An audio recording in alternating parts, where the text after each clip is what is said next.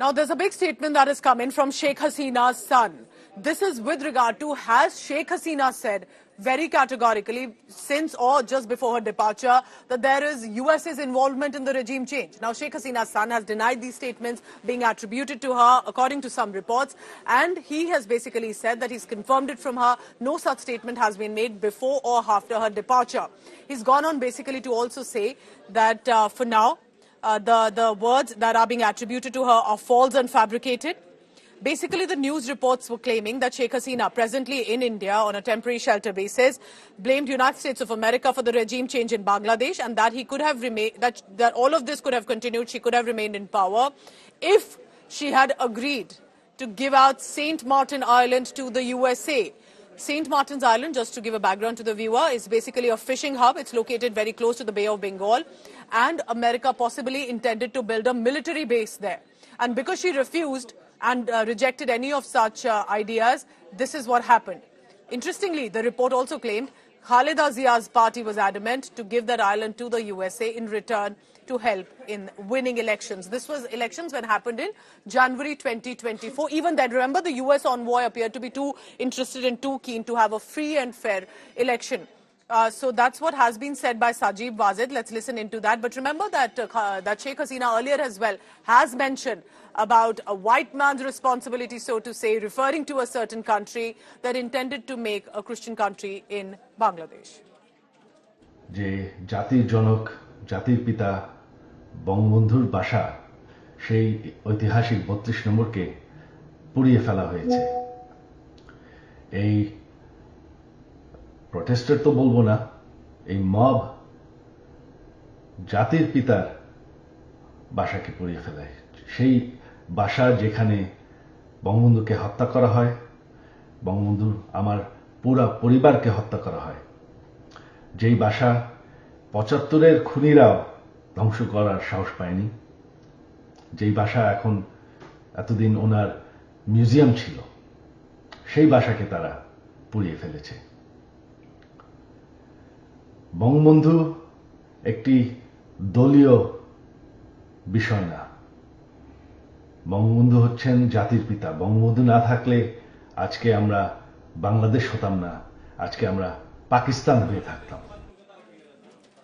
Remember that other channels could be bringing you secondary source reports. India Today is on the ground in Dhaka to help us really understand what's unfolding. Ashutosh Mishra is joining me right now from Bangladesh on ground zero. Ashutosh, what do you see around you? Because there are concerns minority have, which are now 8% in Bangladesh. There is an interim government. There are these reports of what Sheikh Hasina possibly has alleged. What are you looking at on the ground? Go ahead. Something very important, Pooja, and to all our viewers, there have been people who are in denial with regards to the burning down, vandalizing temples or the atrocities on Hindu. I have traveled nearly 300 kilometers from Dhaka to Meherpur, a bordering district of Bangladesh, Indo-Bangladesh, and Meherpur happens to be the dominated areas of Jamaat-e-Islami and several other organizations. I'm exactly in the temple, ISKCON temple, which were burned down, vandalized on 5th of August. These are the live images what you are seeing here, and the people who will also join me here to narrate the story that how did it all happen. All of a sudden, the mob on 5th, when they came all over to vandalize and to destruct the properties. Look at this. These are all the footprints. These are the exclusive images. India Today, the first channel, is bringing you this report from the bordering areas and the bastion of the Jamaat-e-Islami, where largely the extremist organizations carry out their activities. And on the day when in Dhaka, when there is, we say the situation is coming to normalcy in Dhaka, when the protesters were carrying out protests, it engaged into the violence. Here the extremist element, literally ransacked the entire temple premises. Now this was one temple which is on a rented premises that has been constructed. So here the followers of ISKCON, they all barely in a few number, but Hindu minority, remember, there are nearly 100 to 150 families who are all around this area. Several people, the mobbed in, they literally looted the properties. And now I'll take you inside the temple. All I see, the holy books, Bhagavad Gita, literally burned down. And you really cannot find out what all the holy books, the religious books, all are kept here. somehow the followers are still coming and trying to take whatever they could, whatever is left over in this violence. These are the holy books, the prayer books of the ISKCON group, everything has been burned down. Now, what could be those people who, with the intention of looting, would potentially burn down the religious book of some other faith and other religion? So clearly, this looks like, handwork of the extremist organization who used this opportunity, engaged into violence. There's Prabhuji ISKCON, who's in charge of this temple. All I see, Lord Krishna's poster, banner, literally vandalized, and here the ISKCON chief.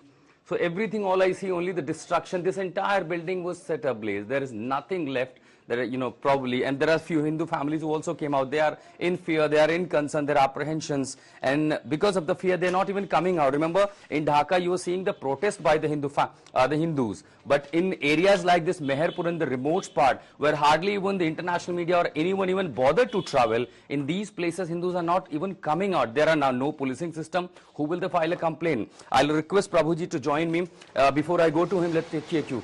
This is the Garbhagriha where Lord Krishna was offered prayer of every day. Look at this: vandalism, loot, violence, burning out properties, burning out temples, Hindu assets, and here I can see the harmonium, and we know the ISKCON, they have a different method, traditional method of offering prayer, but all I see only the destruction, and this looks like a deliberate act to target the Hindus and especially Hindu properties.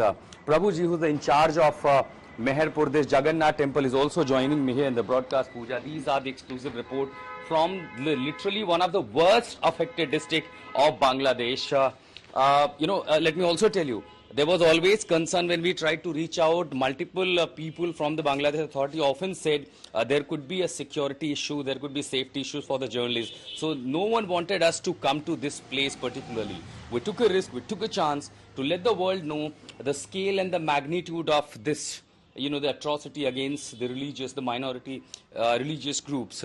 Prabhuji, would you like to explain what had happened on 5th of August? Hindi Yeah.